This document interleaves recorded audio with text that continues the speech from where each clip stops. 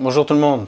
Oui, comme je filme en contre-jour, j'ai mis une torche puissante en face de moi et ça m'arrache un petit peu la gueule, mais sinon vous voyez que dalle. Alors vous aussi, vous avez du simple vitrage d'époque qui laisse bien rentrer le froid et qui a une grande tendance à condenser en hiver. C'est vraiment merveilleux. Les moisissures sur les petits rebords en bois là, vous avez ça aussi? Il y a peut-être une solution moins chère et qui peut être quand même pas mal avant de devoir remplacer les fenêtres. Parce que si vous êtes dans une situation comme la mienne, vous pouvez pas vous permettre de remplacer toutes les fenêtres d'un coup. Encore moins de faire intervenir quelqu'un, même avec les aides et compagnie. Le problème, c'est que j'ai regardé un peu les aides qu'il peut y avoir. Ils peuvent rembourser jusqu'à 50% max, il me semble, de la valeur des travaux. Le problème, c'est que les 50% restants seraient quand même plus chers que ce que ça me coûterait si je le fais tout moi-même. Donc c'est pour ça que je vais tout faire moi-même. Et en attendant, j'avais quand même testé quelque chose. Alors c'est pas 100% de réussite, mais c'est de faire du survitrage soi-même, en commandant des plaques de polycarbonate ou de plexiglas ou d'acrylique ou je ne sais quoi, sur mesure. C'est plus facile que de les couper soi-même et moins risqué pour pas faire de dégâts. Et je vais vous montrer ce que ça donne depuis que j'ai fait ces tests, les points négatifs et puis les conseils que je peux avoir à vous donner. Et je pense pas que vous l'ayez vu, mais derrière moi, il y a un des deux côtés où je l'avais fait. Ici, c'était ma fenêtre test. Donc ici, on n'a pas. Bon, j'avais nettoyé le bord de fenêtre, mais comme je vous disais, il y a une condensation. C'est de la cuisine ici en plus. Donc, dès qu'il fait froid, on cuisine, ça génère pas mal de vapeur, ça se condense, ça coule, ça descend ici, et ça a tendance à moisir. Donc ça, c'est pas super agréable. Et ici, j'ai collé donc une plaque de polycarbonate ou plexiglas. Je m'y perds un peu parce qu'il y a à la fois il y a des noms de marques et à la fois des noms de produits. Mais bref, on va dire une plaque de verre synthétique que j'ai collé avec un mastic transparent plutôt que d'essayer de le visser. Et ça a bien marché. Bon, en bas, ça a fini par se décoller. C'est la peinture en fait qui avait lâché. Malgré tout, quand il fait froid, on voit clairement que ça condense immédiatement. Et là, on peut éventuellement avoir un peu de buée qui vient, mais ça ruisselle jamais. Sauf en cas de cuisine excessive, qui fait vraiment trop chaud dans la cuisine et trop froid dehors. Mais c'est flagrant. Je crois que j'avais pris des photos. Si je les retrouve, je vous les mets. Et si vous voyez pas de photos, il faudra me croire sur parole. Mais franchement, c'est... Alors déjà, au toucher, c'était beaucoup plus chaud que ça c'était froid.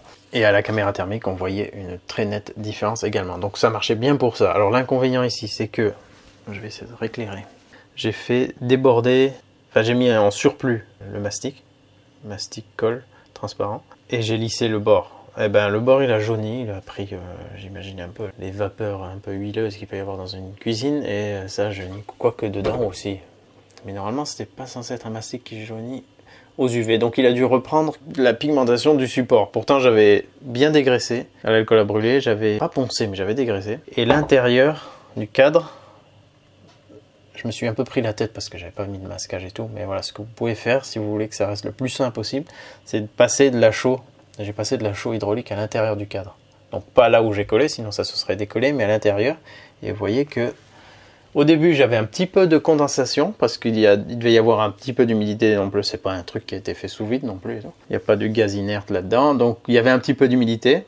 Au début ça condensait légèrement et au bout d'un moment ça finit par partir complètement. C'est mieux aussi de faire ça en été, comme ça c'est plus chaud, il y a moins d'humidité et ça va pas vous faire trop ce phénomène de buée à l'intérieur. Mais en ayant mis de la chaux, je savais qu'elle allait capter cette humidité résiduelle et que ça ne ferait plus ce phénomène de condensation.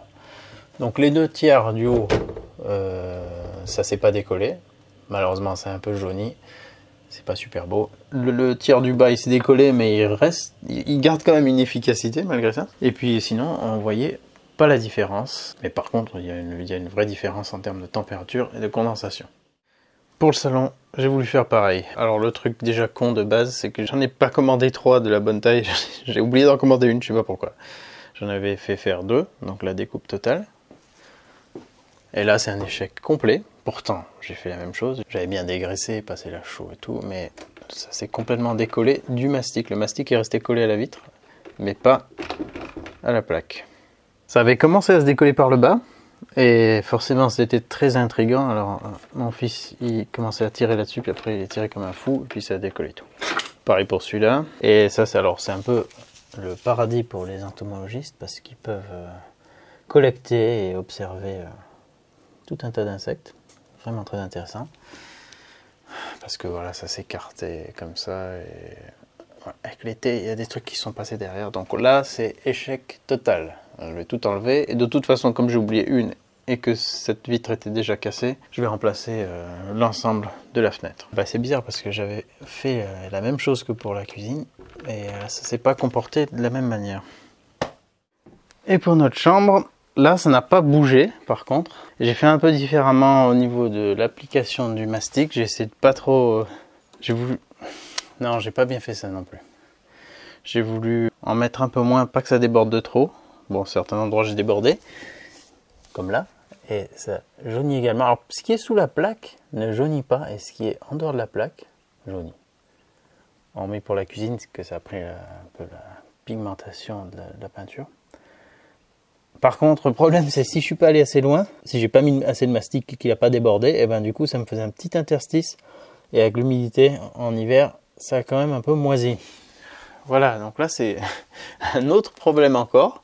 En termes de confort thermique, ça n'a rien à voir avec ce que c'était avant. Avant, on ouvrait les rideaux, bah, c'était plein de flotte derrière. Là, maintenant, plus du tout. C'est beaucoup plus chaud, c'est beaucoup mieux. Et le problème principal, c'est tout simplement le côté des fenêtres. C'est là où il y a vraiment de l'air qui circule. Et sur le bas, quoi. Sur les jonctions. Parce que la menuiserie n'est pas hyper ajustée, on va dire. Il n'y a pas de joint et tout. Voilà. Donc là... Quand tout est fermé en hiver, ça fonctionne bien, mais voilà, il y a de la moisissure qui s'incruste là-dedans, donc je pense que ça pourrait, avec un peu d'eau de javel et une brosse à dents, on doit pouvoir nettoyer ça, mais voilà. Donc vaut mieux que le mastic dépasse un peu, quitte à ce qu'il jaunisse un peu, et après le couper. Et sinon, une méthode que j'ai pas testée, et que je ne testerai probablement pas, parce que je vais me résoudre à tout remplacer, c'était d'acheter du double face moussé, mais de très faible épaisseur, parce que si je mettais que du double face, je crains que si j'avais des irrégularités sur les fenêtres, comme il y en a, que ça colle pas bien, qu'il y a des endroits où ça se décolle. Alors après, s'il y a de l'humidité qui rentre, des insectes et tout, c'est nul. Mais en mettant quelque chose de moussé mais assez fin et assez ferme, il y aurait moyen de faire peut-être quelque chose de plus propre, de bien droit. Là aussi, quand j'appuyais sur le mastic, il se plaquait, ça faisait comme ça, ça se voyait pas. Mais s'il s'est rétracté un petit peu après, et ben voilà, ça fait des formes comme ça, où de l'air est passé. Là non, et puis sur le bout, oui. Donc c'était une expérience intéressante. Ça fonctionne bien, mais esthétiquement, c'est pas ça. Bon, si on s'approche pas de trop, ça se voit quasiment pas. Mais voilà, je vous montre tout exactement comment ça se passe. Et je pense qu'avec de l'adhésif double face moussé, on doit pouvoir faire quelque chose de plus propre, parce que déjà on est... Alors il faut bien mesurer hein, votre plaque. Faites-les couper vraiment à la bonne taille et faites bien gaffe à des petits trucs à la con du genre là. Si vous avez des vieilles fenêtres. Là j'ai dû faire une découpe moi-même. Avec quoi j'ai fait ça? Pince ou disqueuse, je sais plus. Mais et aussi ça, si on essaye de les couper, des fois ça a tendance à faire une fissure quoi, qui va plus loin. Ouais, donc là j'avais dû découper ça. Parce qu'en bas, j'étais à limite embuté de la petite fermeture. Alors ça dépendra de vos menuiseries. Mais par contre, voilà, de faire couper les plaques, au moins on a quelque chose de la bonne dimension. Ça peut être assez propre. Et au début, j'hésitais à faire section par section et plus l'incruster. Et après, je me suis dit non, je vais recouvrir tout d'un coup. Voilà, donc techniquement, ça fonctionne bien. La mise en œuvre peut être un peu fastidieuse. Il faut vraiment que ce soit bien nettoyé, bien dégraissé. Et oui, les fenêtres, il faut vraiment bien laver les fenêtres. Hein. Bien les nettoyer. Ça m'a pris pas mal de temps parce que je voulais que ce soit le plus nickel possible. Et une fois qu'on a recouvert avec la plaque, on peut pas revenir en arrière. Et puis j'ai vu 3 résultats différents avec la même méthode de fonctionnement, de collage et tout ça. Donc ça peut être aléatoire, ça dépend de ce qu'il y a sur le support. Si éventuellement vous pouvez mettre, mettez peut-être un coup de papier de verre ou de tampon abrasif sur le tour. Ça va peut-être mieux adhérer. La plaque, je les ai pas touchées les plaques, elles avaient un film des deux côtés.